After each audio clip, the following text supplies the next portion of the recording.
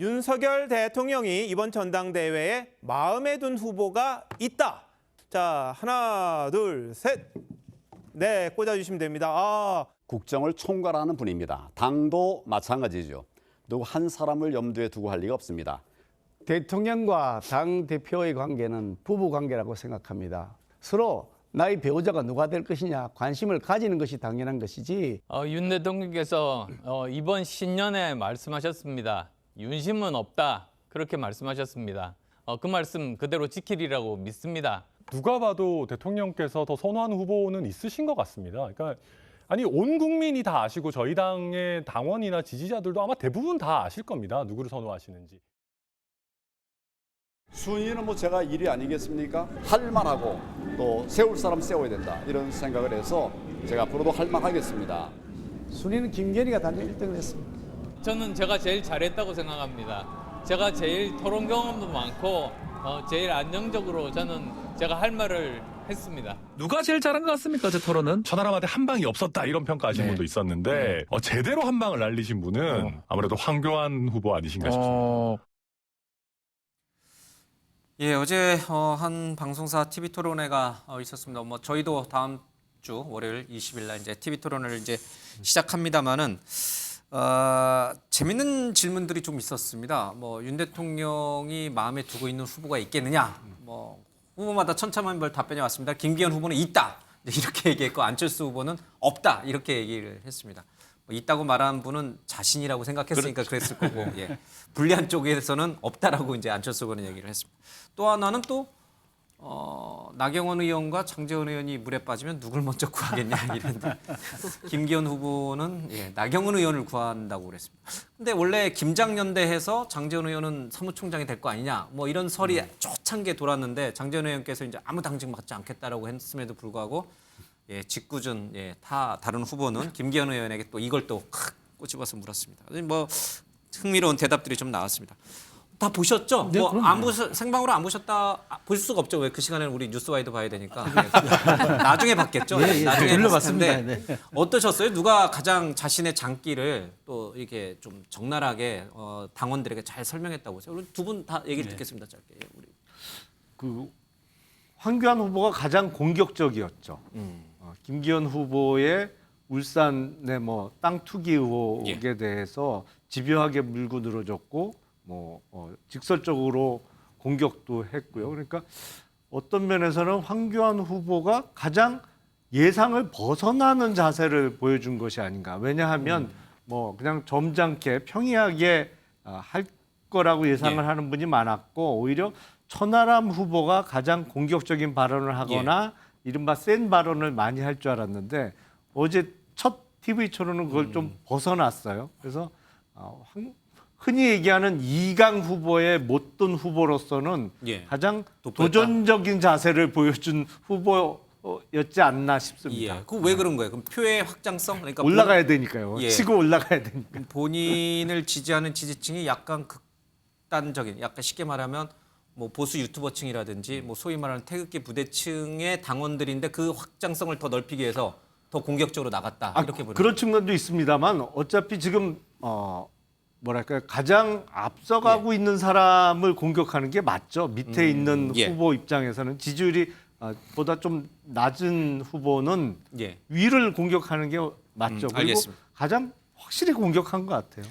그러면 어떻습니까? 지금 가장 앞서 있다라고 평가받고 있는 게 김기현, 안철수, 김기현 두 후보잖아요. 두 사람은 잘 자신들의 자리를 지키면서 동시에 다른 후보, 경쟁 후보의 좀 표를 가져올 만큼 잘 했어요. 김기현 후보랑 안철수 후보. 전 두 분은 오히려 기대치에 못 미쳤다고 봅니다.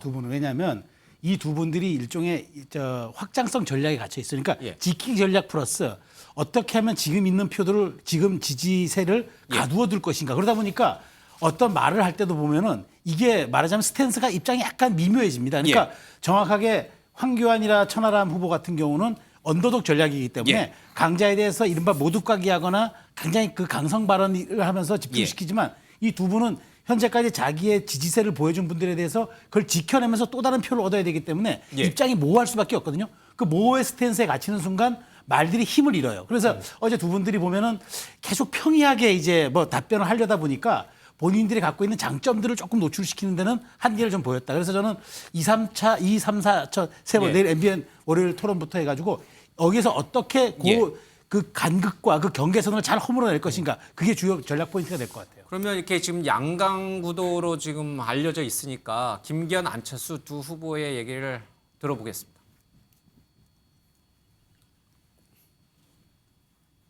예, 김기현, 안철수 두 후보의 어제 기싸움 좀 보겠습니다.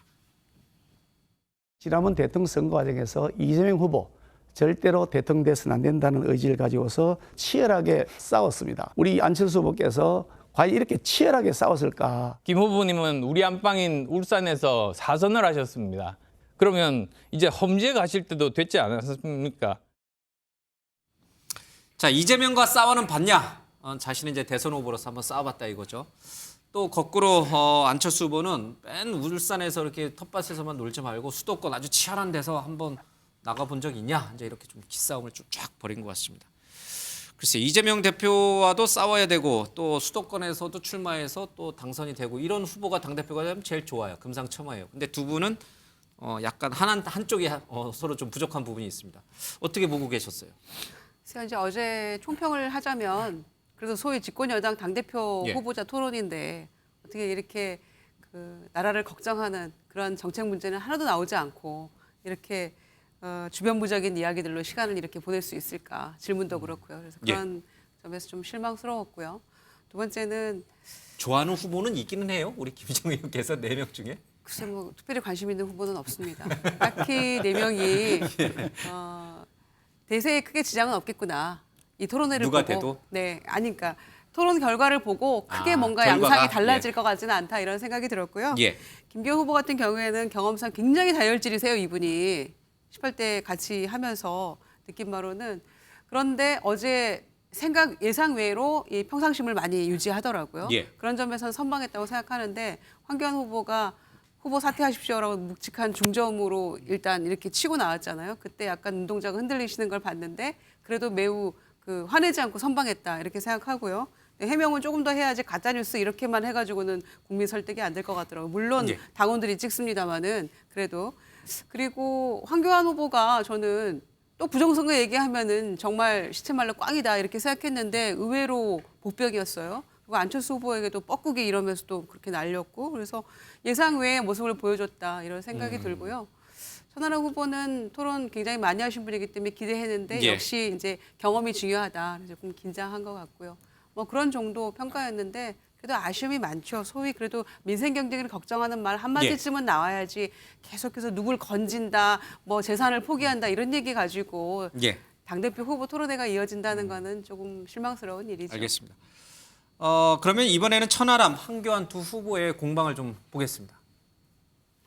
안철수 후보께 직접 대통령께서 내지는 윤핵관이 직접 전화를 하셔가지고 TK의 5명 공천을 꼭 해달라라고 부탁해도 응하시지 않을 겁니까? 네, 그렇습니다. 시스템에 의해서 저는 공천을 하는 것이 알겠습니다. 원칙입니다. 예, 알겠습니다. KTX 울산 역세권 연결도로 관련 의혹 반드시 해명해야 됩니다. 여러 당을 만드는 당마다 다 망가뜨리고 우리 당으로 들어온 뻐꾸기 후보. 예, 천하람 후보 뒤에는 이준석 전 대표가 있습니다. 이준석 전 대표의 돌풍을 어느 정도 예상을 하는지, 돌풍이 불기나 할 것인지, 뭐 여러 가지 이제 본인께서도 여러 방송에 다니면서 천하람 후보 막 띄우게 좀 나서고는 있는데, 자 이게 당원들에게 먹힐지 뭐 여러 가지 좀 생각해 볼 게 있습니다. 뭐 초기에는 좀 바람이 세게 불 것 같은 느낌이 있긴 있었는데 지나면 지날수록 그게 바람이 될까라고 하는 또 이제 의구심이 드는 상황들이 가는 것 같고요. 예. 저는 이제 제가 이제 TV 토론 보는 핵심 포인트는 그겁니다. 그러니까 김기현 후보와 황교안 후보가 결선 투표 이전에 단일화할 것인가. 저는 이게 제 포인트고 또 하나가 안철수, 천하람 후보가 결선 투표 이전에 어느 정도 연대 공감대를 만들어낼 것인가. 왜냐하면 이제 안철수 천하람이 예, 그러니까 안철수 이준석이랑 그러니까 마찬가지. 서로 사이가 안 좋습니다만 예. 뭐 정치라고 하는 건 서로 사이가 안 좋다고 하더라도 정치적 이득이 있다고 얘기한다면 연합을 할 수 있는 측면이 분명히 있기 때문에 예. 전 그런 것들을 주 포인트로 보고 있는데 문제는 뭐냐면 한계가 명확해요. 대통령이 본인의 직할체제를 만들려는 게 명확하기 때문에 아니 오죽하면 대통령실 관계자가 당대표 후보로 나온 사람한테 아무 말도 하지 않으면 아무 일도 일어나지 않을 것이라고 얘기하는 정도니까 그다음에 안철수 후보가 아무 말도 안 해요.